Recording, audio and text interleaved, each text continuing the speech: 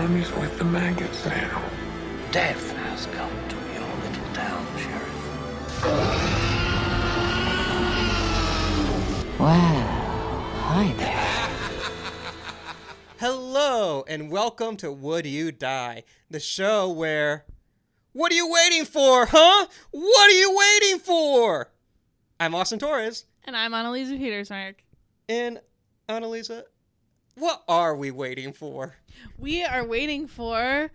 Well, first of all, we are waiting for Summerween. This is our first July episode, which means a topic change. And our topic for this month is Summerween, which is basically just any horror movie that takes place and is heavily influenced by the summertime. It's got to have summer vibes. It's got to be... Yeah. Yeah, it's got to be not just taking place in summer, but heavily reliant on summer. I would even say that we could do films that don't technically take place in summer, but they just have the feeling of summer. Yes, absolutely. A lot of tropes that exist in summer that can exist in other horror movies, but are associated with this time of year. But this month, I think we are focusing all on summer movies. Yes. Like true summer movies. We actually have a 4th of July movie today, which, if you're listening to this podcast on its publishing date, 4th of July is in a few days. Yes. Next week is going to be another 4th of July movie, so we're sandwiching the 4th of July with my favorite 4th of July double feature. Yes, a really good double feature. So this week we are talking about I Know What You Did Last Summer, which is very 4th of July. And not just very 4th of July in that it takes place on 4th of July, but just very summer, very all-American, and we're going to get into it. Yes. Let's get into it. Let's get into it. So basically, I Know What You Did Last Summer. Brief synopsis. 4 friends having a night out on the town on 4th of July Eve, doing a little bit of drinking, partying and everything, hop into a car and end up causing a fatal accident with a pedestrian who is on the road. And after deciding to dump his body, they, a year later, around the same time, start receiving threatening messages about knowing what they did last summer. While the 4 of them team up to try to solve the mystery of who could be committing these atrocious acts and threats, they are also dealing with coming back, or for some of them, they never left, but coming back to their hometown, which is a beach town, I believe in North Carolina. I think, yeah. I know it's shot in North Carolina, but I believe it takes place... The film setting is actually... They have license plates in North Carolina, North so Carolina, I think it's right. North Carolina. I didn't notice that detail, to be perfectly honest. I only noticed in the one scene where the trunk of a car was prevalent. I love it. So what is your personal connection to this movie? I Know What You Did Last Summer came out in the summer of 97. I was 3 years old. I did not go see this movie in theaters. But it's one of those movies, along with like Scream and the later Child's Play sequels. I'm specifically thinking of Bride of Chucky with like Tiffany. These kind of late 90s films that like were around when I was growing up and were referenced in everything. Scream obviously being the biggest one of the bunch, getting the most references, but I Know What You Did Last Summer was still a really big hit. Yes. All that to say, I kind of avoided it a little bit. Not on purpose, I just never got around to watching it because I had it just kind of around. Like, I was very aware of it. It's heavily referenced, but I didn't watch it until the summer of 2020 when we were still very much under the COVID lockdowns, and I was watching movies I'd never seen before left and right. And I Know What You Did Last Summer was one of them. Fair. And since then, it's become like a popular rotation in my 4th of July viewing. Like I said, it's one half of my favorite double feature to do in the summer. Yeah. So as far as my personal connection, this is really funny. I thought I watched this movie.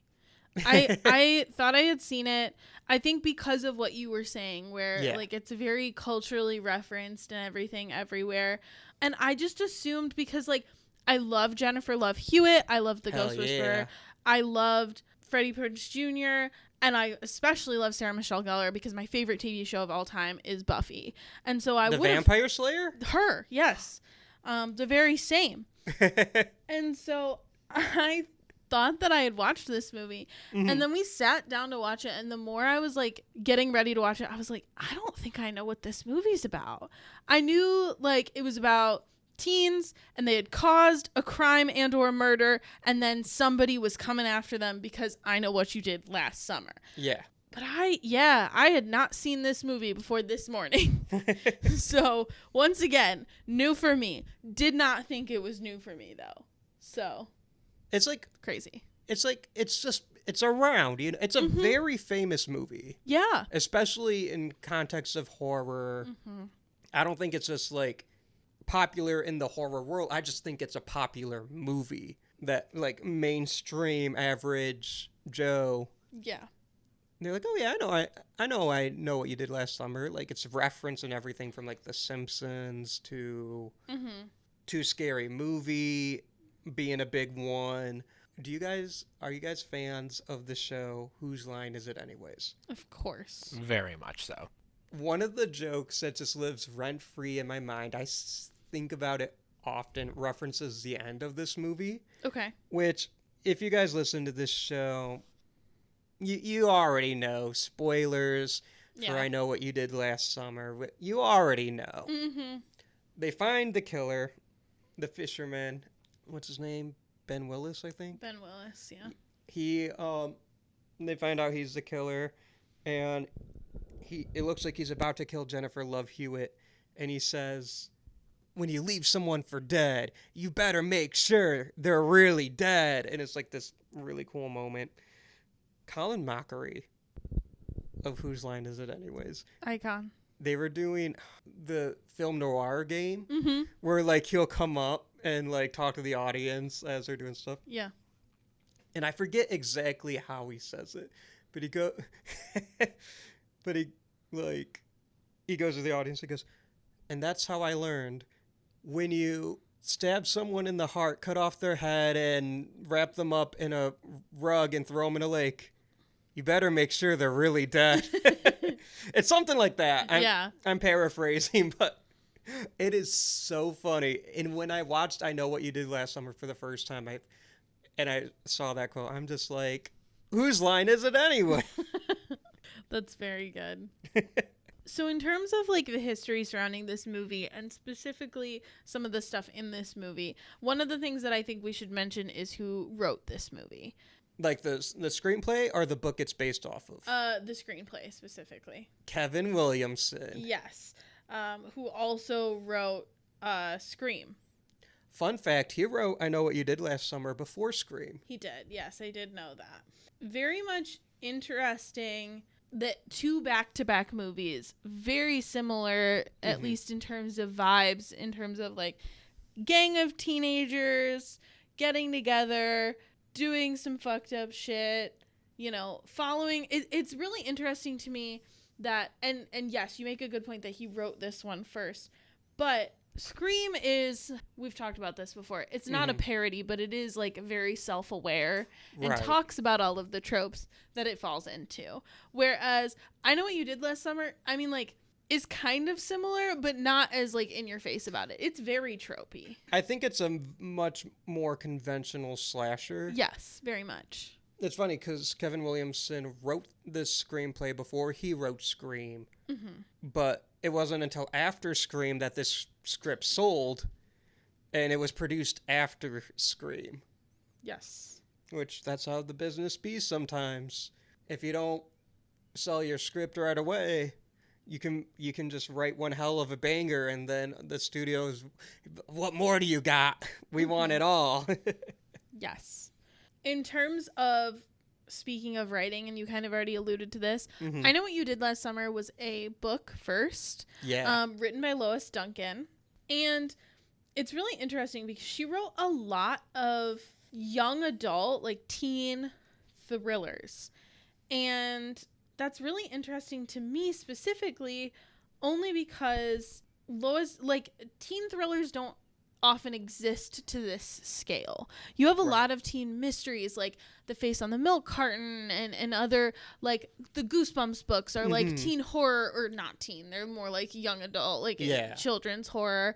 And like Michigan Chillers, same deal, American Chillers. Fear Street, yeah, exactly.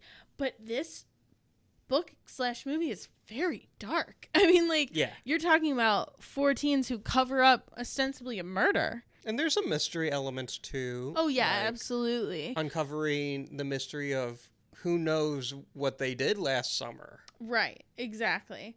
And it is really fun because the book and the movie kind of follow this formula of trying to figure out who the killer is. Like, you go through the mystery almost as if it is, and they reference this in the movie, like Angela Lansbury or, you know, like a Scooby-Doo type thing. Like, you go through the beats of a classic murder mystery, which I find really fun. But she has also, like, she's written a lot of books that have turned into movies. Most of them were made for TV, but obviously I Know What You Did Last Summer and then Hotel for Dogs were both, like... Oh, that's the same author? In the box office, yeah. Was Hotel for Dogs scary? I don't know. I haven't seen it.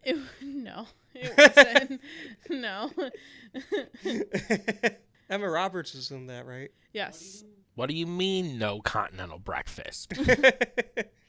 The real horror. The true horror story. Yeah. Don Cheadle was in that movie. Anyway. Nice. A lot of surprise Don Cheadle.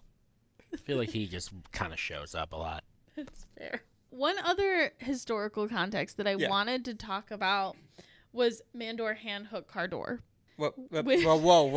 What? You said that way too fast. Which is the Hook Man.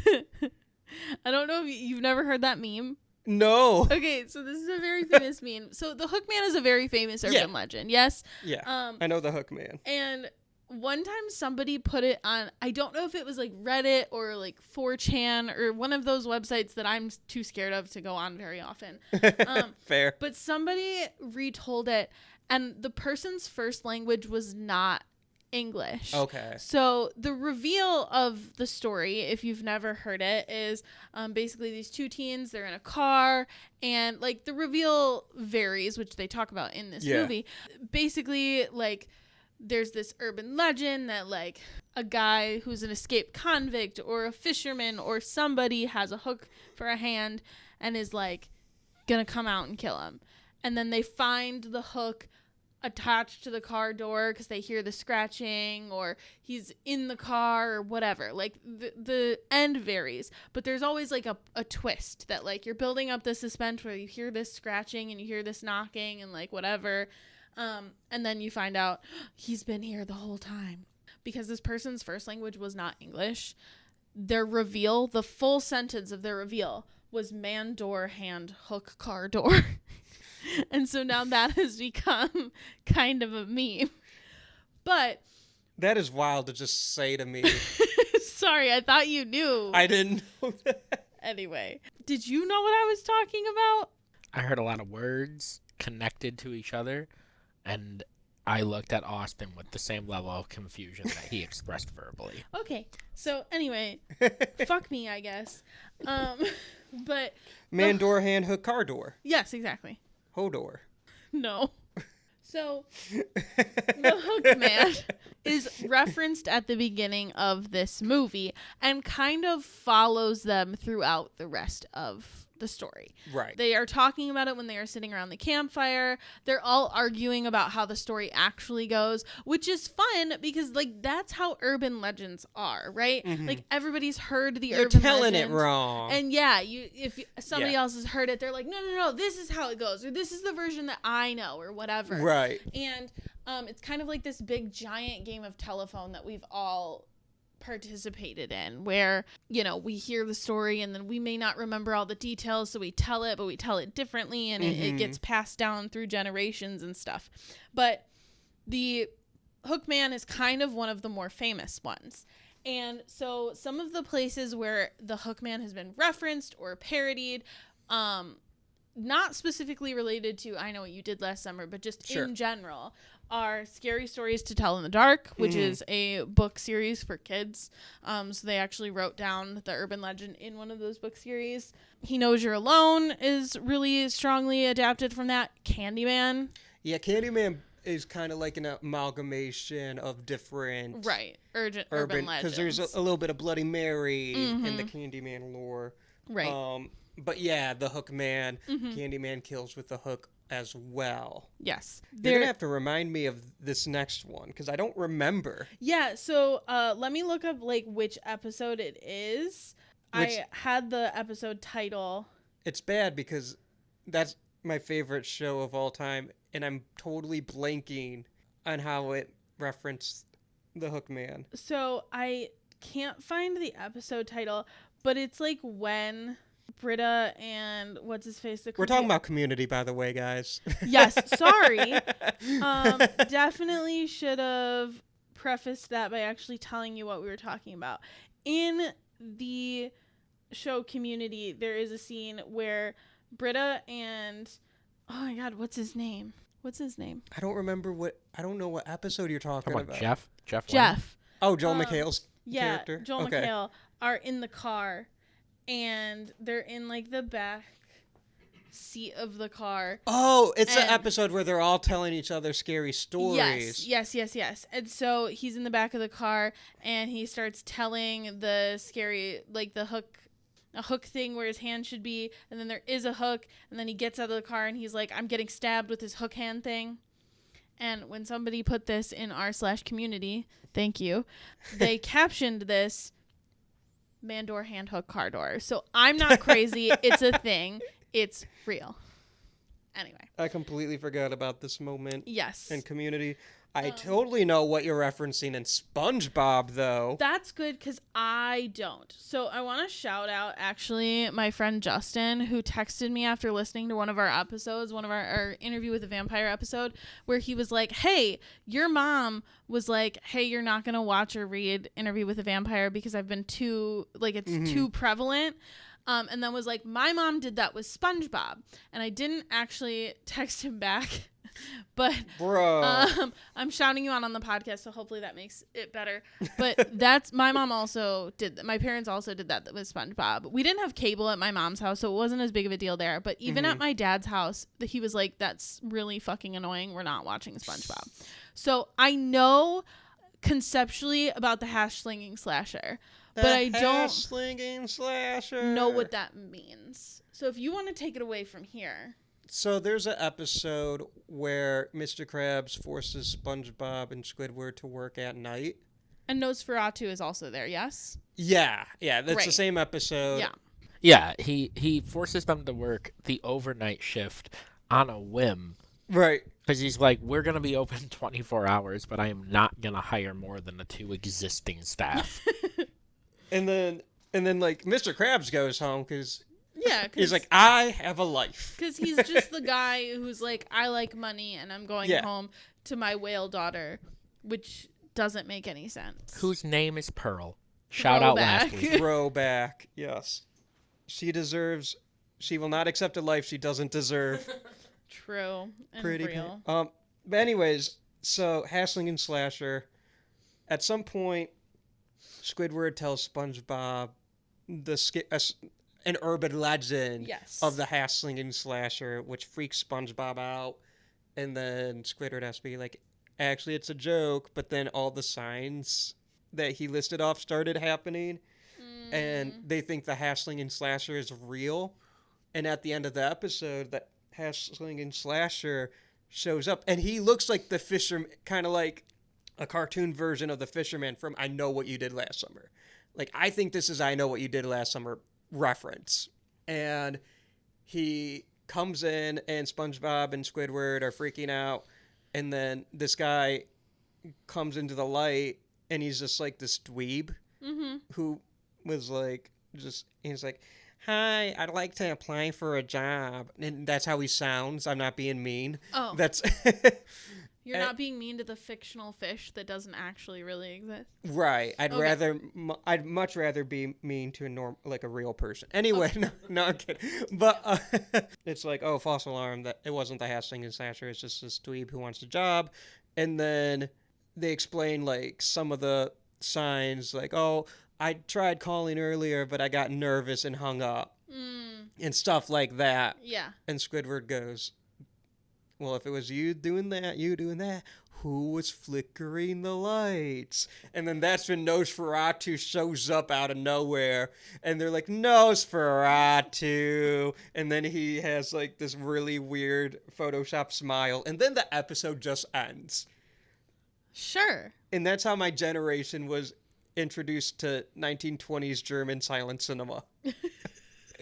You know, there's not a better way to be introduced to 1920s German silent cinema. And honestly, that's the only exposure I had to Nosferatu until the movie came out last year. Because that movie came out and everyone was like, are we going to see Nosferatu? And I was like, the SpongeBob character? You didn't know he was like a guy?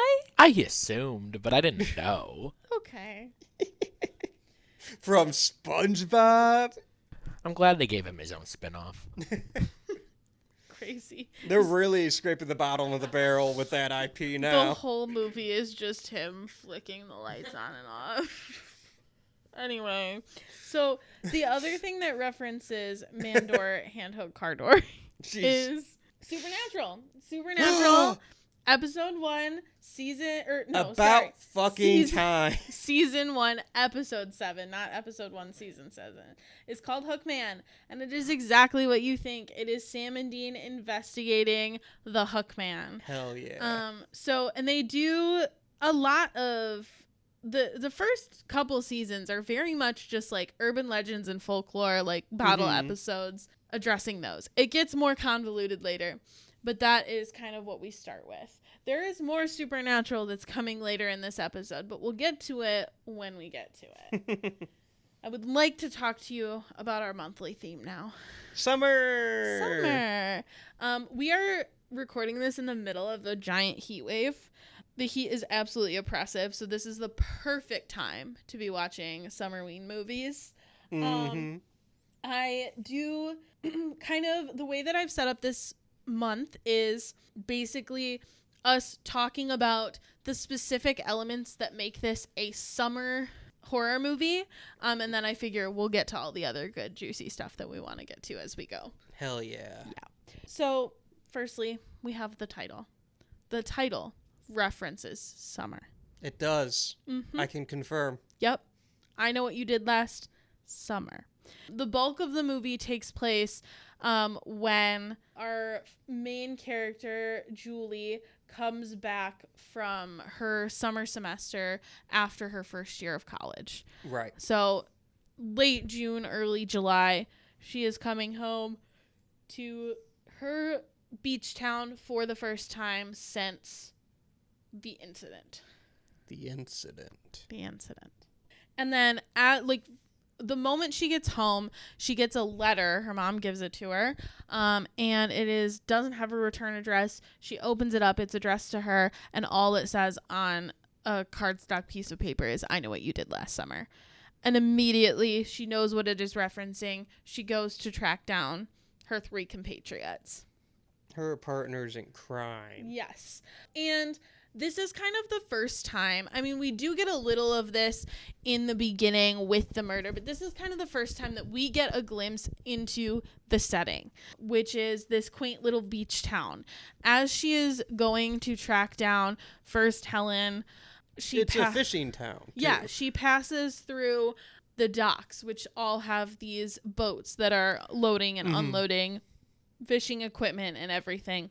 This is kind of when we start to learn about the dynamics of the town. There's really not a middle class in this town, which is kind of the case for a lot of fishing communities and beach communities. You have like the year-rounders who are, you know, generally poor fishermen types, like running, you know, businesses and such. And then you have people like, and that's, first of all, that is Ray, who Played is by Freddie Prinze Jr. Prinze Jr.'s character. He is kind of a working class guy. We find out later he's been working at the docks. His dad was a fisherman. That's all we know. Then you have like The other three. The other three who are very wealthy. Right. Julie pulls up to her house and it's this beautiful, like, white 2-story. We pull up later to Barry's house, and his, I don't know this because, like, it's kind of too far north for this to be the case, but it does kind of give off plantation vibes. It is very big and sprawling. It's all white. It has columns hanging down and, like, a like one of those second-story It's like a wraparound mansion. porches. Yeah, exactly. So it's gorgeous. And then you have Helen, who her Played by my girl Sarah Michelle Gellar, who has, like, her family owns at least one business, and she was the town, like, beauty queen the year before, the reigning beauty queen throughout this year. So we start to see this kind of, like, quaint town, but we also start to see the wealth disparity gap. Right. I feel like we have this ensemble cast of young attractive stars, which doesn't necessarily have anything to do with summer, but it does very firmly solidify this as, like, a movie for young adults and teens, right? Right. Like, these are hot people, which teens enjoy watching and young adults enjoy watching. You know what I mean? Like, they're the it people of the time. Right. Yeah. And so that's kind of important. People, hot weather, summer. Exactly. So you get me. We also should probably bring up the max of it all because, as I mentioned before off mic, I didn't realize that Leonard from Big Bang Theory was in this movie. Oh, is that Johnny Galecki? Yes. You know his name. I keep forgetting that that's his name. Yeah. I asked earlier, I said, I was looking at the string while the movie was on, and I said, is that Johnny Galecki? Yeah. And Anneliese said, does he play Leonard in Big Bang Theory? Because if so, yes. I feel really bad that I didn't know his name. I never think of him as Leonard from Big Bang Theory. I always think of him from Roseanne. Yeah, I do think of him from Roseanne, but I forget his name in Roseanne. So to me, he's Leonard. I do remember. In I do Roseanne. forget his name in Roseanne. Big Bang Theory has a ton of Roseanne alumni. Yeah. Yeah, because, throughout like, the whole Darlene show. shows up a bunch, Is in there right? too, Yep. Yeah. Did John Goodman ever show up on The Big Bang Theory? John Goodman did not. As far as I'm aware. I don't think so. That seems kind of weird because, like, he showed up on Community. I don't know why Right. that just came to mind, but John Goodman, if we're going on a tangent about John Goodman is also one of the stars of The Righteous Gemstones, which everybody should watch. I love John Goodman. Yes, he's fantastic. He should have been in this movie. I would watch this if Ryan Phillippe, we His looked up character. his name. I would watch him if John Goodman played Barry instead. But I'm wild casting. It would have been hilarious. 3 hot teenagers and their dad. Their dad, who also played quarterback on their high school football team. But this is a John Goodman Stan podcast. Yes. As far as the ensemble goes, one thing that, and again, this is kind of a tangent, but it's not as much of a tangent as John Goodman. One of the things that I really enjoyed is that all 4 of the characters, and particularly the 2 women, all felt equal, if that makes sense. And I don't know if that, I don't know if that is going to make sense until I explain it in this context. When you're watching Scream, you know that Sidney Prescott is the final girl, like, the whole time. You know what I mean? Mm-hmm. And It's her movie. yes. And when you're watching this movie, you know this is Julie's movie, but you do have personal stake in all of the other characters. I don't Like- know if I'd go as far as say equal. No, I don't because know that equal Ray is gets the correct. shaft a lot. Oh, yeah, Ray is a little bit different because he's kind of your red herring, right? Like, you're Right. trying to make, like, the movie's very much trying to make him feel like he's not being targeted as much because they want people to have Poor doubt kid's on him. just working. Right, he's just busy. The Julie, Barry, and Helen are all doing, like, the Scooby-Doo. And he's just like, I don't have time to take off of work. I have to work. I have a job. Anyway, but I do think it's really interesting that they gave the climax to Sarah Michelle Gellar instead of Jennifer Love Hewitt. What do you mean? Like, well, the climax of the movie is the big chase. And they gave it to Sarah Michelle Gellar. And the climax of the movie is on the boat. I disagree. I very much disagree. I don't think that's the climax of the movie. That's where the big reveal is. No, it's not. Yeah. No. Because the big reveal happens when, like, Jennifer Love Hewitt is off finding out, like, based on the articles, oh my gosh, it's Susie's dad. Yeah, but she didn't know who that was until she gets, because she finds the Billy Blue but boat. like we do. We know that Susie's dad is the one chasing Sarah Michelle Gellar. Yeah, but we don't. Audience. But we don't know. We don't have a face to that until Julie meets him and the climax. I don't think a face reveal means a climax. I don't think they're the same thing. But that's where the climax is, because that's the rise of the tension happens with Sarah Michelle Gellar. I mean, that is a great scene. Don't get me wrong, but the action doesn't fall from there. It keeps rising. I don't agree, though. I need you to tell me why. Teach because me. I think that in a mystery, once a mystery is solved, that's when the climax is. And we get like the red herring afterwards, but I think that the moment that we are watching Sarah Michelle Gellar be chased when not Julia Louis-Dreyfus, Jennifer Love Hewitt realizes that it isn't David Eckers that they murdered, and that it is in fact Susie's dad, is the moment that all of the like the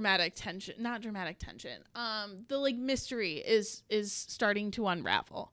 And so I guess if I'm looking at this as a horror movie, then, which I know that's what this podcast is, I hear it. But then, yeah, the stuff on the boat is really important. But if I'm looking at this, which I really think at its core, it kind of is, because the whole movie, beat for beat, goes through the solving of the mystery. If I'm looking at this as a mystery, then that's where the climax is when you solve the mystery. But is it truly solved in that moment? Because there's still doubt. She gets confirmation on that boat when Ben Willis is, trying to kill her. Yeah. And he's like, yeah, you're right. This is your confirmation. Because there's still doubt. I think if you are thinking that the audience is dumber than they are, then maybe. Which, I love this movie, but I don't think this movie is aimed towards the smartest audience. No, but I don't know. I mean, like, I think it's aimed towards teenagers who are half watching, half making out. Fair. On the couch. Fair. I still think the dramatic tension is when they find out that it wasn't David Eckers that they killed. But that's just a twist. Right. The confirmation of the full solving of the mystery is when you get that confirmation. Fair, but I just don't think it's that big of a payoff, I guess. We're not talking about how good of a climax it is. I still think Sarah Michelle Gellar gets the cinematic, like, she gets the big chase scene. She does get the big chase. I think that, like, a way that kind of bridge this gap here, for me, because I kind of find myself sitting in the middle here. I agree that the boat scene is probably where like when they were writing the script, I think that's where they were like, this is the climax. Okay. However, I do think the scene that Anneliese is talking about, the chasing, is the last scene, at least in my opinion, even on like a first watch. I think it's the last scene where you really feel there are stakes. I think that by the time you're on the boat, you're looking at the two characters remaining, and you've seen movies. They're gonna live. But right? That's like the end of Act 2. For sure. Or That's like the fair. point of no return, I guess. That's fair. And like it's still a big moment. I think to your probably point, the set, like the most memorable set piece. I think to your point, I think the stakes are still there, and I think they're not in the last scene. I don't know. I'd agree with you if you say it's the best scene in the movie. Well, but that's not what I mean, though, is I'm talking about the beats of the movie. I don't know how to explain what I'm trying to say, but it's fine that we have a difference of opinion here, I think. I think it's the end of Act 2. I think it's the end of the podcast. It's over, guys. I think it's over. Fuck this. No, but I do think that giving. Here's what I will say. Maybe instead Didn't you of say giving, that last week too? Probably. I'm just gonna say that every week.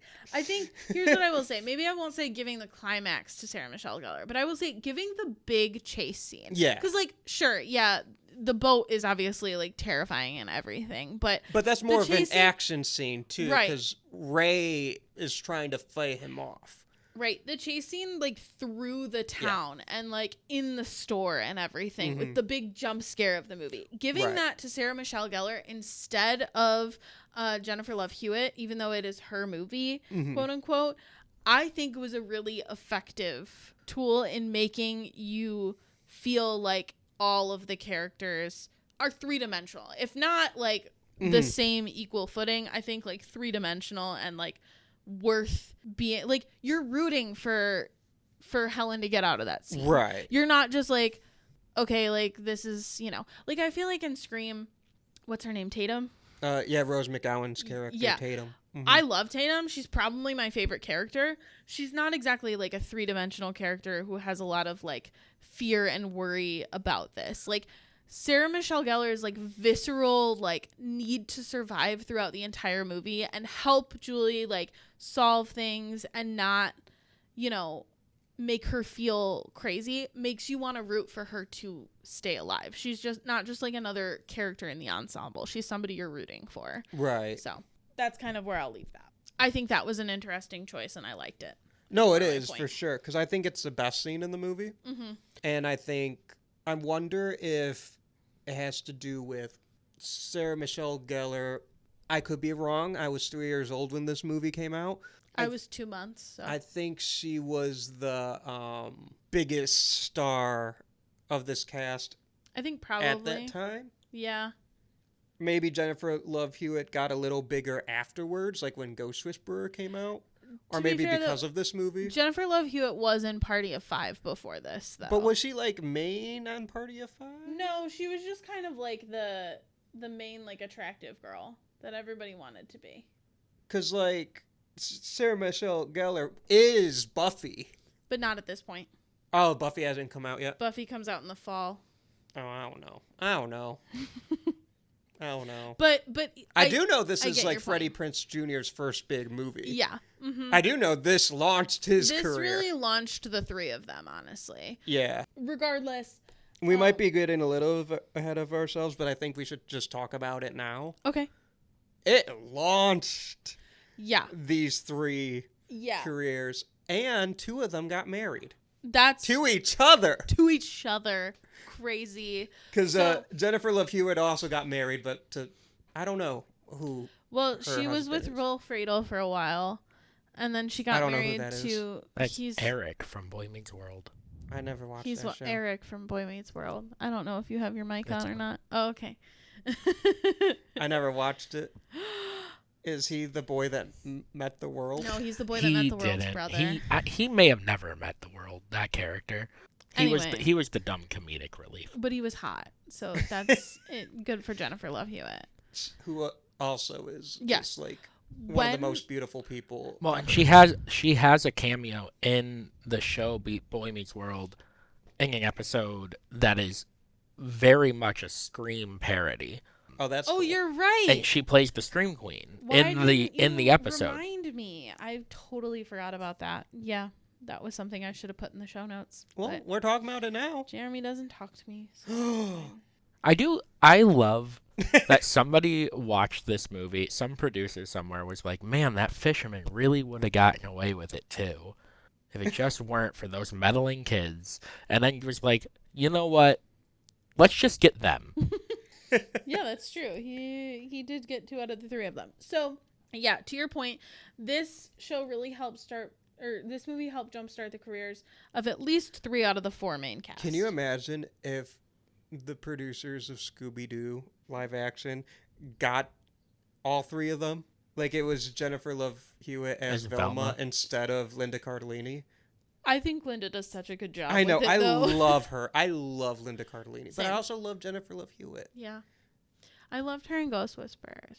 I remember that show. It used to scare me because, Ghosts. yeah. Yeah. No, whispering. I'm so scared of whispering. Me. Yeah, never whisper on this show. But before we move on to like its cultural impact and talk about that in detail, I want to talk about all of the summer themed kills. Yeah. Like obviously the hook and fisherman getup is very like, this is a fish town. This is like a, like that's just how you dress here. Like, I don't know. It's very cool that he's not just like killing with like a random hook. He's literally got a fishing hook that he takes from his first like scene of the crime, really. Because he kills Max, which I don't really understand because Max was just kind of there. He didn't do anything. He's kind of a dick. Well, yeah, but not to Susie's dad. That we know of. That's fair. Maybe he was a dick to Susie's dad. I think it's more because the fisherman takes so much effort into tormenting. Yeah. Because Barry thinks it's Johnny Galecki right away. And then there goes that chess piece off the board. Yeah. It wasn't him because he dead. So I don't think that was a revenge-based kill. I just think that was like Strategy. Yeah. Fair. And then speaking of Max, opening up first of all, her hearing the little like scuttling while she's driving, and you're like, oh my god, like what if he's in the trunk and it's like the hook? Because like that's the whole thing, right? Is you hear the hook sounds, like that's the urban legend. And then she opens the trunk in a very cool way. I did not know that this happened, but she opens the trunk by taking the logo off of the trunk, and that's where you insert your key. I don't know why. I think that's a very cool feature on a car. I think we should bring that back. But she opens it up, and I want to bring back more steps. Yes, correct. I'm sorry. I think analog shit is cool. Moving on. Then she opens the trunk, and Max is like being eaten alive by crabs. Yummy. And it's crazy. This is a side note. We went to a beach this weekend because we were up in the UP. Not me. I wasn't invited. No, you weren't invited. It was a podcast trip, but without Austin. And by that, I mean it was a family vacation that I took with my family. Anyway. And not your podcast co-host. But my producer came. Anyway. But while we were on this beach, we found so many crab claws. Like, no bodies, just the claws. Like 15 of them. Just all kind of, I'm sure it was 16 because they come in pairs generally. But, well, like, it could have been 15. Like, I don't know why are they the last to decompose? I don't know how that works. It was very alarming. We left very quickly. That is alarming. So, that's my side note. That's my creepy adventure with crabs. And then I watched this movie. But yeah, it's all related. Was like probably my favorite scene. I really enjoyed. Oh, really? I really enjoyed that. I thought that was really fun. Nice. And then she, has her, come and get me scream into the void. What are you waiting for, huh? What are you waiting for? Exactly. I love that part. This movie was referenced in Scary Movie. Many times. Yeah, many times. But my favorite is when Anna Faris is spinning around like, what are you waiting for? But she keeps doing it. And she just keeps going. It keeps going. Anna Faris is underrated. Yes. Truth. And then obviously like the putting the bodies of Barry and Helen on ice in the fishing boat, that like was on the wild. fishing ice. During the is climax. So good. Okay. But my favorite thing about that scene is I was talking to Jeremy because I love ice and I love to like eat ice. Like I will sometimes just get like a full large cup from fast food and just like fill it with ice and then just like a little bit of whatever drink I want so I can get the taste but then just eat the bunch of ice. And like I was thinking about it 'cause today is particularly hot and the whole time I was like, this room is my dream. She's like going through and it's just all ice. I would just be like munching through this and then that's the moment when Helen's body comes over like the side of the boat and I was like, never mind. And it was really disturbing. But now I can't stop thinking about the ice room, and I really want an ice room where I can just go in and eat the ice. And Sarah Michelle Gellar's just hanging out, and you guys be besties. Except for hopefully not dead. Yeah, she's alive in this scenario. Yay! I'm not trying to... I ain't that twisted. This is my dream. Hell Thanks. yeah. If anybody wants to make it happen, Patreon, $3 a month. Put up a new episode like 2 weeks ago. Get on we're there. going to put up one soonish. Yep. I don't know yet. We haven't recorded it yet. But it'll be within the next couple weeks. Either way, if you want to finance my dreams of an ice room, we need a lot more Patreon subscribers. So. Hell yeah. And we're going to have to pay the contract of Sarah Michelle Gellar to sit in your room. Yeah, exactly. That's going to be hard to do because they're making a new Buffy the Vampire Slayer movie, I think. Yeah, and Is it a she's, like- movie or is it a show? I think it might be a limited series, but either Okay. way, she's executive producing it. So Yeah, she's like kind of busy, but it's fine. It's fine. She could come over on her breaks. But yeah, so this did help jumpstart the careers of all three of those people. Sarah Michelle Gellar went on to do Buffy. Mm-hmm. She was obviously already cast in that, but when this movie came out, it really helped with like promotion and hype around Buffy. Help that movie or that TV show become like a... Yeah, like everybody was like, "Oh shit!" Like her, Sarah Michelle Gellar. And in this is same in that. year, Sarah Michelle Gellar has a small role in Scream 2. Yes. Mm-hmm. And then 2 years later, she ends up doing Cruel Intentions. Mm-hmm. Phenomenal movie. We mentioned Scooby-Doo. Yes, which was 2000 or 2001, I think. 2002, I think. Oh, was it? actually. Okay. I think. I could be wrong. I was 8. Well, I was very wrong, I guess. So fuck me. And 2001 to everyone I said. 2002 is not that bad.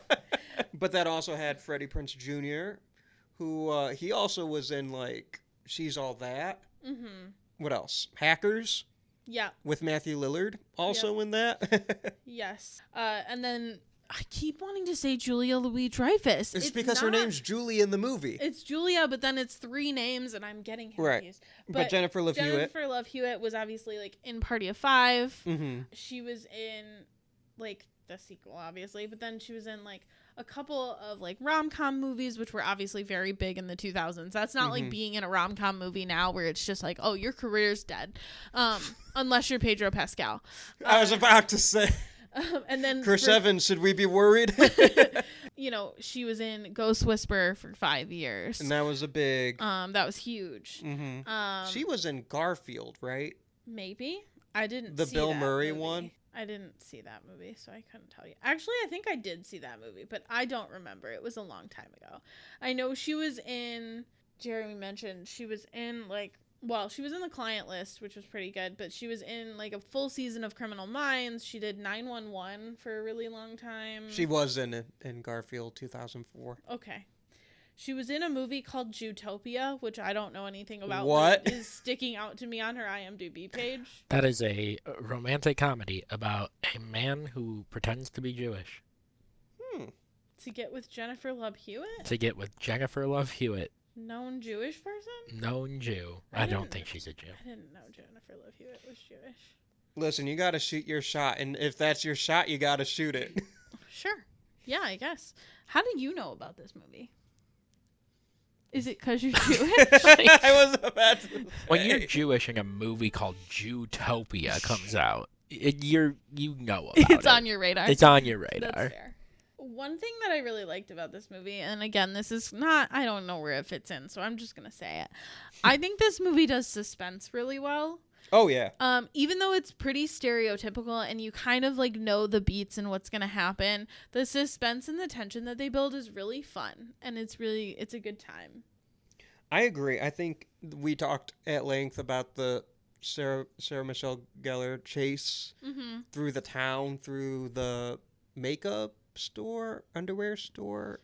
It seems to be all of the above. She runs the Beauty perfume store, counter, yeah. but there's also other things. And then through the town again. Also, Yeah, the climax of the movie. okay. We have to talk about something real quick. This is both having to do with tension, but also bringing us back to the summer theme. Okay. They have a 4th of July parade. They do. And this is a big part of the plot because Sarah Michelle Gellar's character has to be a part of the parade. Right, because she's essentially the prom queen of Mm-hmm. of the town. Yeah. She's So- like the beauty queen. We had this when I was growing up in like my little town. Huh. We had Miss Lapeer days. Did you have, I know what you did last summer happenings I don't too? think anybody was trying to kill Miss Lapeer days. I think she just existed. But we don't know for sure. I mean, she didn't get killed. I can tell you that. Okay, good. So, But anyways, I bring this up because there's a marching band there is. on the 4th of July. On the 4th of July. And that's summer vibes. A marching band on the 4th of July. I was thinking about that too. Because, like, it's like a marching band specifically from the 90s. So, like, Yeah. all of the color guard is wearing, like, those horrifically awful looking, like, long sleeved, like, cowgirl type dresses. Right. And they have the shoulder pads, which I feel like was very historically accurate because if you didn't think in 1997 they had shoulder pads, you're not taking into account a high school marching band's budget. Those uniforms were bought in 86 and they've been going strong ever since. And I thought that was great. Now, I have a question for the both of you regarding this. Okay. Because I've never been in a marching band, but you two famously have been. Yeah. Now, Several. from what I understand about marching band, it's pretty involved. There's a lot of stuff you got to do. There's a lot of things that keep your attention. Is it enough that you think an entire marching band would march past while someone was getting murdered 5 feet to your left? Yes. Okay. Yeah. Just wanted to make sure. Okay. It's pretty much well known because like not like I'm not even being funny when I say this. It's pretty well like ingrained into you that like you don't deal with whatever's going on around you. Not my circus, like that whole thing. Kind You're of, like, but, that like, murder, genuinely, someone like- should Right. stop it, but I got a genuinely, trumpet I don't to think play. they would hear it because you're in the middle of this, you're playing your music, you hear a commotion to your left and you're like, somebody's got it. My director will stop me if it's that big of an issue. Right. Like, we're set, motherfucker. Like, we are going on, like, we are trained. If a little kid is like, hey, I'm a little kid on the 4th of July eating my ice cream and I'm going to run across a marching band. If he's in your way, you mow that motherfucker down. That's why, like, with the Spartan Marching Band, not even being funny, that's why with the Spartan Marching Band, all of the staff, like, during series, walks along the side. Because if they see, like, a little kid who's getting too close, they scoop. Because here's the thing. They train us to just keep going through. If someone's in our path, you mow them down. Yeah. Right? You train a bunch of high schoolers to do that? They have no morals or values. They're gonna do it. Exactly. We will. We might even aim. We are not nice. Yeah. Unfortunately, I never did mow anyone down. I did watch I did watch that happen during one of the Michigan games at MSU. Mm-hmm. I think because it's a little wider of a gap, there's a wider gap between, specifically in our marching band's formation, the tubas and the drum line. And the reason for this is that during our march down to the stadium, the tubas do this thing called a dip flash, which is where they take their bell, and if you've ever seen a marching band tuba, it's pretty huge behind your back, and you throw it down to the ground and swing it back up. And I was in the back block one particular year, and I watched two very, very inebriated college students from the University of Michigan. As they Go. do. That's our shot. And go through right as the dip flashes came down. And I was terrified for them. I felt really bad because I'm sure they just thought this is going to be a quick, thing.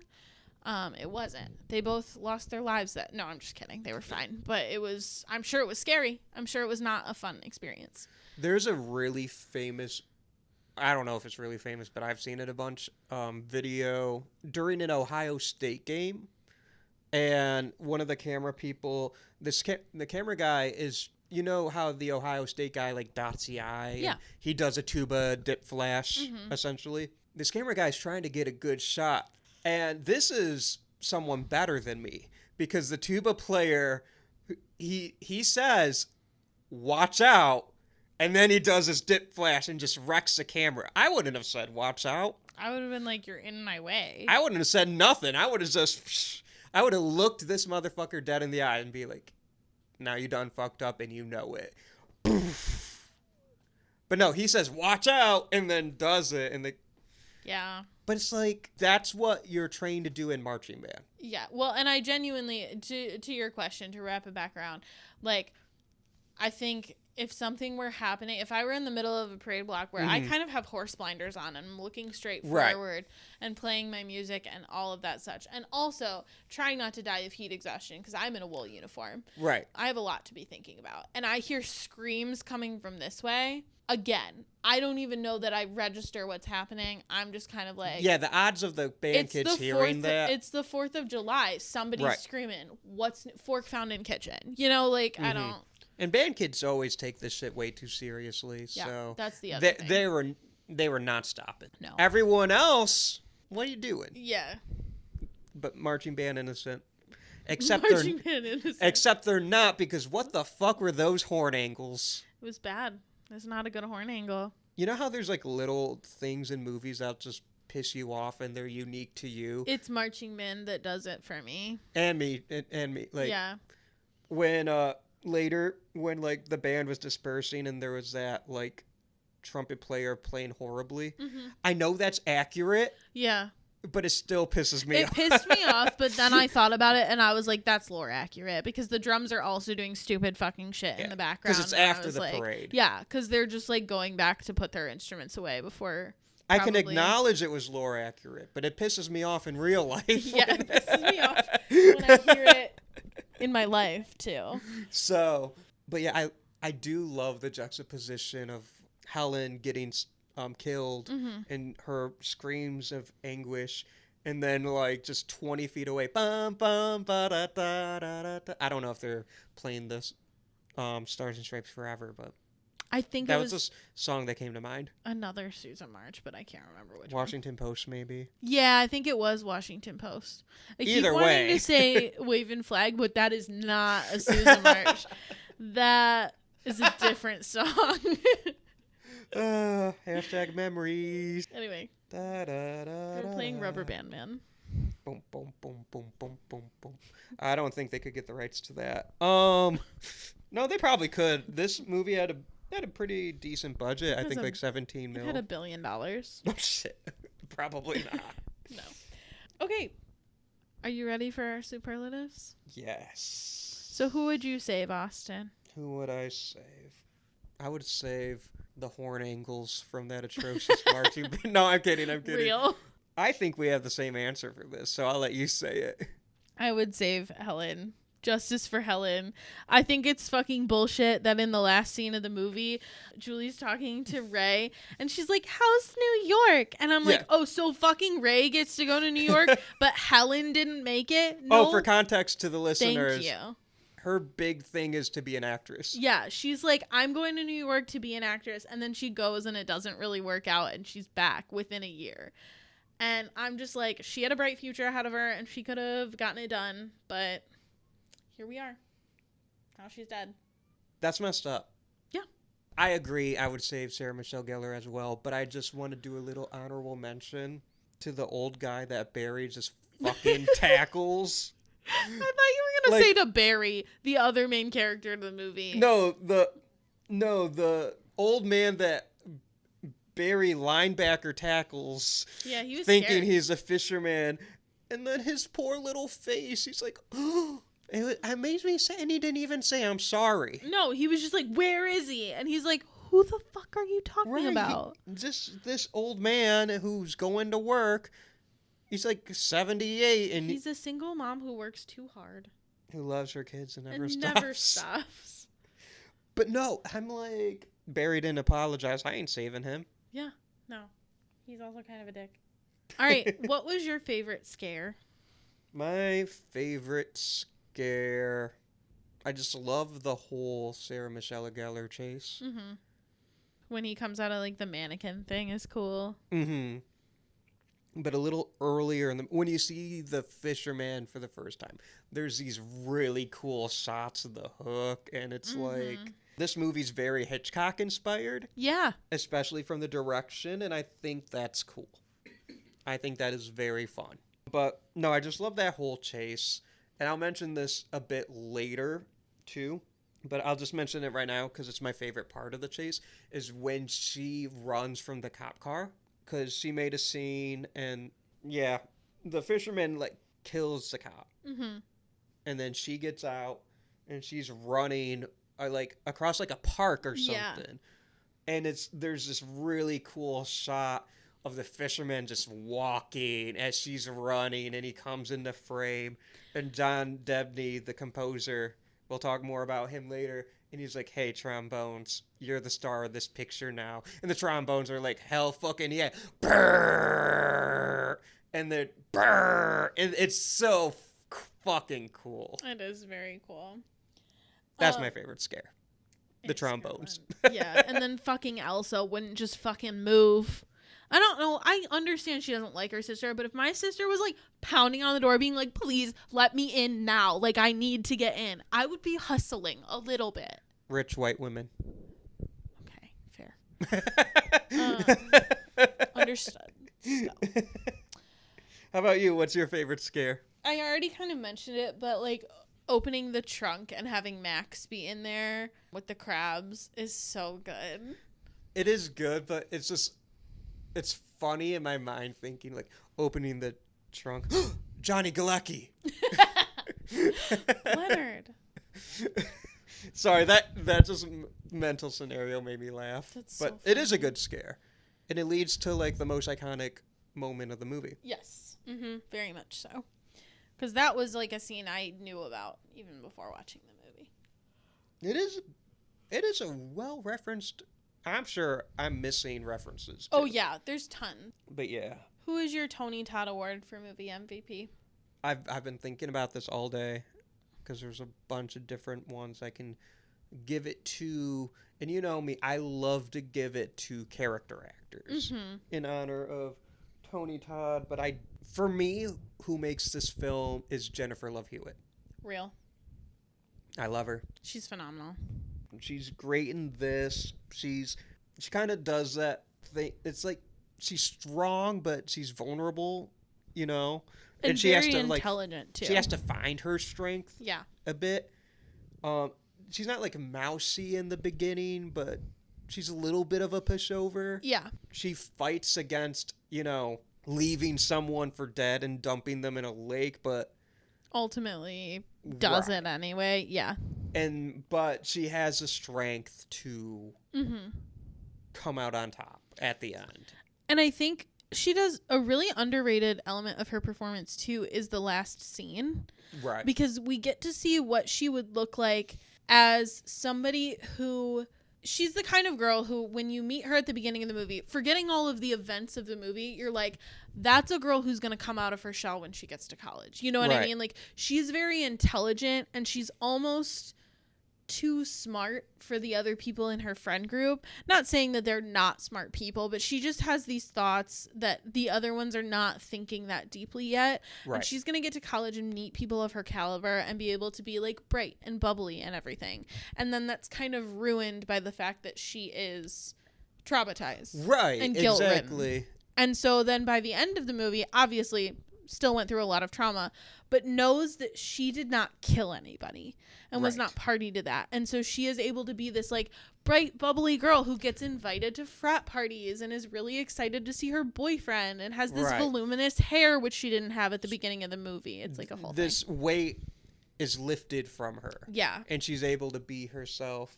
And I just think she's great in this movie. So she is my Tony Todd Award winner.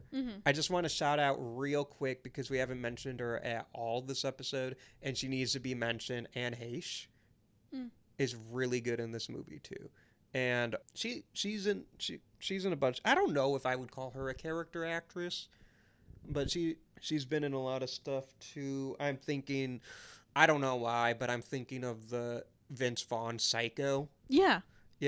But rest in peace, Anne Heche.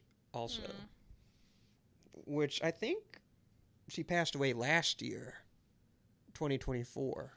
I believe It's recent. Correct. No, it was 2022. Oh, 2022. Yeah. Mm-hmm. Since 2020, it's all been the same year. Tragically. Yeah. But we haven't mentioned her at all, and I'm like, we should give her at least a shout out. Yeah. Because she's great in this movie, too. She's in it for, like, maybe 5 minutes, but it's a great 5 minutes. Yeah, she's phenomenal. Her, like, how do I put it? Like, I liked that they didn't make her the villain. You know what I mean? Like, I know that would have been too obvious, so they probably wouldn't anyway. But just the fact that she is just this, like, poor girl who, like, you can tell based on the fact that when the girls, quote unquote, break down and they show up, she's, like, suspicious, but ultimately she's like, please stay. Like, yeah, she's I'm suspicious, so but she's lonely, too. And I think she just played her Missy with a lot of heart. Yeah. So who is your Tony Todd Award winner for movie MVP? I'm aware that I am biased, but it's Sarah Michelle Gellar. I am biased, too. But I love Sarah Michelle Gellar. I just think she plays Helen with a lot of, like, complexity, like I was saying earlier. It would be really easy to play her as just, like, the ditzy prom queen type who's, like, going off to be an actress, and then she comes back and she's failed and, like, blah, blah, blah, but she's very shallow still. And I think that's, like, obviously initially how her character was, like, very, like, that's what I'm doing. I'm going to be an actress so that I can, like, help the masses through art and culture. But when she comes home and she falls flat on her face and she learns that even coming home, Barry's not waiting for her, like, nothing is waiting for her, she is a really good friend. She immediately, when Julie is like, this thing happened to me, there's no... Like, with Barry, there's a lot of, and with, I feel like, a lot of horror movies, there's a lot of, like, the main character is crazy when they start having things happen to them. And so there's none of that with her. She's like, oh my God, well, we have to figure it out. We have to go. And I think she genuinely plays her very three-dimensionally. And I think one of the scenes that I think this performance stands out in is when she is after the parade at the talent show or the, like, pageant. Yeah. And she's sitting on the stage and she's listening to the kind of this, like, horrendous rendition of whatever song that lady was singing. And she just kind of says to herself, like, oh my God. And she starts to smile for, like, the first time in the whole movie. Like, she is kind of, like, starting to forget that these terrible things happen. And she looks up to where she knows, like, Barry is so they can share in this moment. And he's being killed. And it's like she remembers that, like, she doesn't get to be that silly girl anymore. Right. So I just think she plays her very three-dimensionally for a movie that has a lot of, like, stereotypes. That's not one. These characters all kind of have thoughts and feelings and, like, a lot of heart to them, especially the two girls. Hot take. Kevin Williamson. He's a pretty good writer. Hot take. Smoking hot. I believe you have a question for me. Is the score better than Jaws? No. But there's hella trombone, and I will always give special props to hella trombone. Yeah. I think this one is probably controversially close to Jaws for me. Okay. I really like this It is good. score. I think it's a really fun and good score, and I think it comes from John Debney, who does a lot of very fun and good scores. John Debney works. I didn't know how much he fucking worked until today, dude. You have a bunch of his scores listed, and I know as a fact we're barely scratching the surface. Not even a little bit. A lot of his scores were children's movies, which I found interesting. Not all of them. Like, he did a couple more horrors. He did some more serious movies. Like, for example, he did The Replacements. Yeah. But I just picked Iron out... Man 2. Yeah, Iron Man 2. The Passion of the Christ, which was nominated for. Speaking of serious movies, my dumbass goes for Iron Man 2 and not the Passion of the Christ. But I did, like, I picked out a couple of his notable ones, and then I picked out a couple of my personal favorites. Sure. So, for example, one of my favorite scores of all time, which again might be a controversial take when I tell you what it is, but is the Princess Diaries score. And that's Anne Hathaway and Yes. Julie Andrews. I like Yes. that movie. Anne Hathaway, Julie Andrews, and then he also did the second one, which has Chris Pine in it. Oh, I didn't know he was I don't think I've seen the second one. It's better than the first, and the first is excellent. The first is excellent. But I think that score, Mm-hmm. for what it is, like, that score is such a perfect score for a movie that is about a young girl, like, becoming a young woman, which is, like, the thesis of that movie. And it's also, like, instantly recognizable to any, like, young millennial, old Gen Z girl. Instantly, if you heard me say the Princess Diaries score, you're singing the main theme in your head right now, and I know you are. If you're a millennial older Gen Z girly who knows that theme, like, first note, comment. Let Please. us know that. Tell us. Please tell me so that I'm not wrong. I believe you, but But he also did, like, earlier in his career, Yeah. before I Know What You Did Last Summer, he did Hocus Pocus. that's a big movie. Huge. He ended up doing, obviously, the second Hocus Pocus much later, Okay. as in, like, 2 years ago. But he did Little Giants. He did Polly, which is a movie that I feel like nobody knows about, but it has Monk in it. He is an actor whose name I can't remember, but he is in it. What is his name? Tony Shalhoub. Yes, Tony Shalhoub, thank you. And it stars him and a little bird who gets separated from his owner and then goes on a countrywide road trip to find his owner. And it's very heartwarming and beautiful. And he did Elf, which is also another one that everybody knows. Everybody's singing it in their head as soon as I say that, you know? Obviously very heavily based on, like, older Christmas movies. But As it should be. yes. And he did The Greatest Showman. So. Whoa. Exactly. From now on. I don't know why I can't think of a single song from Greatest Showman. Because This is me. Never Enough. Yeah. Yeah. The one that Zac Efron did with Zendaya. Rewrite the Stars, I Thank think. you. Yes. Okay. Is it weird that my favorite one is, like, the song where Hugh Jackman is seducing Zac Efron to be his business partner? It's so good and it's It's really so underrated, and let me good. tell you why. Here's why it's underrated. Because if you watch it the whole time, they're doing shots, right? Mhm. But do you know who's not doing shots? Hugh Jackman. He doesn't do a single one until Zac Efron is like, cheers, yeah, I agree with you. And then they start doing it together. But they pour two, and then he ends up giving him to Zac. And so he gets him drunk, so he agrees. Anyway, It's that's such why. a fun dance number, too. It's very delightful. I love that. I love that part. Anyways, John Debney. Fucking phenomenal. Is this his most trombone-heavy score? I think so. A lot of his other scores are very, Probably. like, beautiful sweeping strings. Right. He probably did a bunch of kids movies, and he's like, oh, you want me to do this Horror movie? this slasher? Have you ever heard of brass instruments? Yeah. But I love this score.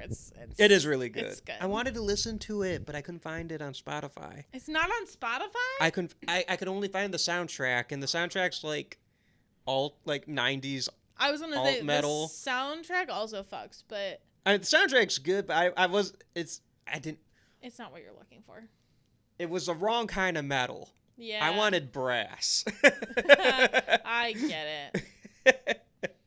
Well, I'm finding I Know What You Did Last Summer by Shawn Mendes and Camila Cabello, which is not what I really want. What? I have a question for you. Okay. Would this film make a fine addition to your collection? Yes, because it would go with all my Buffy stuff. Hell yeah.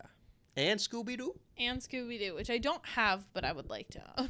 Actually, I think my parents have the Scooby-Doo ones. I'm going to have to raid their film closet when I get a chance, because they never watch anything on like physical media anymore. But anyway, how many copies of this movie do you own? I have this on 4K, Okay. but I do own it. Yeah. I do own it. What is your Letterboxd review? I gave this 4.5 and a heart. 4.5. I really liked this Hell one. yeah. I said the fashion in this movie deserves its own award, and that I think this movie is a great summer romp. Which we didn't even talk about the fashion, but so good. So good. Many a good light summer sweater for like the beach. Many a long skirt. Many a Daisy Duke on Sarah Michelle Gellar. Mm-hmm. Beautiful. I dig it.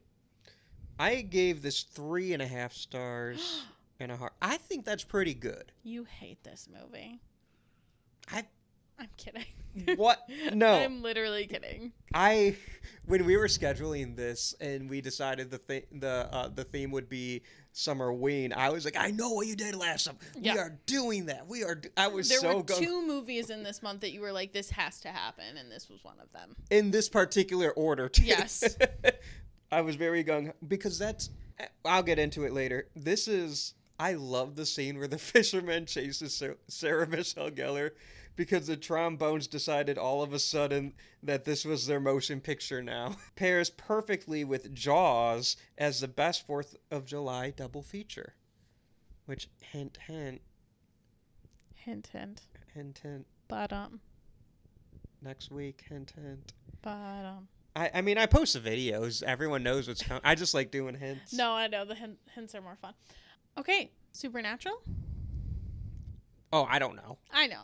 I'm asking you if we should move on to Oh. Supernatural. I thought you were asking me if there was any Supernatural alumni. And I'm like, So I don't know. there isn't any overlap with any of the alumni. However, here's what I will say. Mm-hmm. Supernatural is very, very pop culture reference heavy, especially with horror. Okay. So obviously they have their whole episode about the Hook Man, which very much ties into this. Mm-hmm. They also have an episode, season 4, episode 9, which is called I Know What You Did Last Summer. And it's not Nice. really related to the movie in terms of content, but it is like they do reference like a character who went through something the summer before and stuff like that. And then there are also lots of name drops for Ghost Whisperer and Buffy. Probably my favorite one is when in season 1, Sam, one of the brothers, starts having premonitions, and Dean asks him if he asks him who's a hotter psychic, Jennifer Love Hewitt or you, because she's a psychic who can talk to ghosts in Ghost Whisperer. So I thought that was from Garfield. it's my mistake. So yeah, that is our, lots of references to this movie and its actors. I'm not going to lie, when you had these notes for us, when you put Hookman in the notes, I thought you meant that the actor who plays the Hookman Oh, was in Supernatural. That's what I thought, but No. I was wrong. I'm surprised Supernatural never got Sarah Michelle Gellar or Jennifer Love Hewitt for an episode. that's true. I am also kind of surprised I by don't think that. they tried, because I think they could have. I think they could have. Yeah. And now that I'm thinking about it, they definitely could have. Even Freddie Prinze Jr. Yeah. Like, No. like those are all They people who should've. like to work and who like to guest on TV shows. Yeah. Like, You should have done that. All right. So this month for Summerween, what is Summer- our special superlative? summer is hot. So I need to know, Austin, on a scale from 1 to 10, how hot is this cast? Are we doing this? Oh, we doing this? We doing this. All right. I'm going to give this a sizzling 9. Wow, leaving room for improvement. Okay. I mean, 10 out of 10, that's got to be like, I think about this movie. And I'm just like, Wow, hot people. perspiration. That's fair. Perspiration. That's what I meant. Perspiration? Perspiration. But you know what I mean? Yeah. Like, I think about the movie and I'm like panting already. You know what I'm saying? Like, That's hot fair. dog. But not, I think Freddie Prinze Jr. is really hot. Yeah. I think he gets hotter as he gets older, though. I Because this is baby agree. Freddie Prinze. I think, like, Freddie Prinze Jr., not necessarily with the blonde wig, but, like, during Scooby-Doo era Mm-hmm. is, like, peak Freddie. And this is, which is funny because I was about to be like the character or the guy. They're both named Freddie. They're both named Freddie. And that brings me to Sarah Michelle Gellar. She's beautiful. I'll say it. She's beautiful. Controversial. I think for me, maybe it's because I was 7, but her as Daphne. Fair. And then when she's like kicking butt and stuff as Buffy. Like, well, I never watched Buffy, but I just assume she's hot in Buffy. Oh, she's very hot in Buffy. For me, like peak Sarah Michelle Gellar is season 4 Buffy. Okay, so like Yeah. it's a safe assumption. Which I believe is around the same time as like Daphne. So Yeah. And obviously Jennifer Love Hewitt's one of the most beautiful women ever. Yeah. Just ever. Still is too. I think she's gorgeous. Yeah. But see, like they're all babies. Yeah. Well, they're Fair. 20 somethings, so it's okay that we could call them hot. It's not like But- weird, but yeah, they're pretty young. But they have not hit their sexiness peak. Like Freddie Prinze Jr. in the new I Know What You Did Last Summer trailers, he has that like gray stubble. Like Is he in the show? the movie that's coming out this month. There's a movie coming out We'll watch this the trailer, month? but we'll watch the trailer after this recording. I didn't mean to go into this recording this ill prepared, but I did not know that. I'm gonna be honest with all of you. I'm really excited now. I got to show you the trailer. Okay, anyway, back to But your yeah, spoiler alert for the trailer. Freddie Prinze Jr. is in the new movie coming out. and he's hot, He apparently. is. I think so, because he's starting to let the silver come through, but Yeah. he's rocking it. Yeah. He is rock. He knows what he's doing. Mm-hmm. At least I think he does. I think he does. What about you, Jeremy? 1 through 10, hotness. Go. Okay, full disclosure, I'm basing this off of the fact that like I don't know that I've seen any other movie from this month. So let's start there. My base is this film. That's fair. That is However, I would give this like a 9.5. I feel like there's not a lot of room for improvement. It's a very attractive movie. You know what I'm It's a saying? very Like, I don't attractive know that movie. there's another movie that's going to walk on in this month where I'm like, oh, well, Jesus. There's one for me. What was going on with those bunch of uggos? Like, I just don't think that'll happen for me. Yeah. It will for me, but I don't think anyone will see it coming. Really? I'll let y'all chew on that one. I'm thinking. Yeah, okay. For me, this is also a 9.5. I am. You're leaving This room is- for.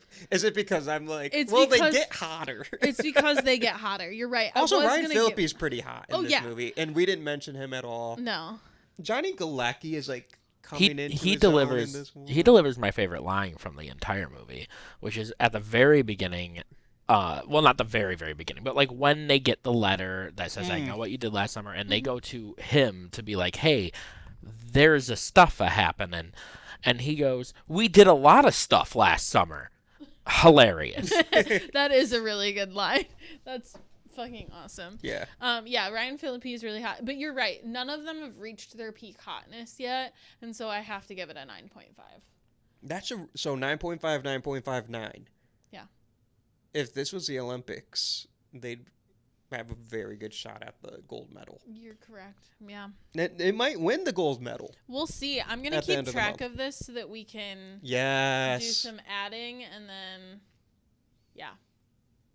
So that brings us to the most important question of the show. Anneliese, if someone knew what you did last summer, would you die? I'm going to say no.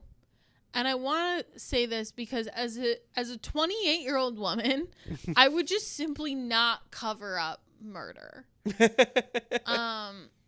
18-year-old me, different bitch. You'd have to ask her. She might. But I wouldn't, so I would never be in this situation. If somebody sent me a letter that was like, I know what you did last summer, I would be like, oh shit.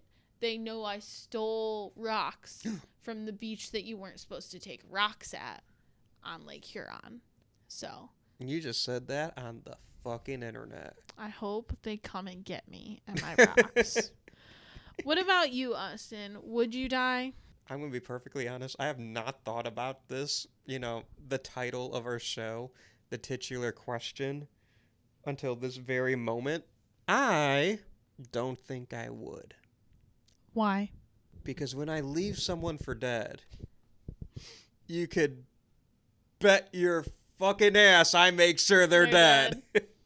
When you leave someone for dead. That's Yeah, watch out. And it's like, what did I do last summer? I worked. I went to my job. I'm an adult. I'm not.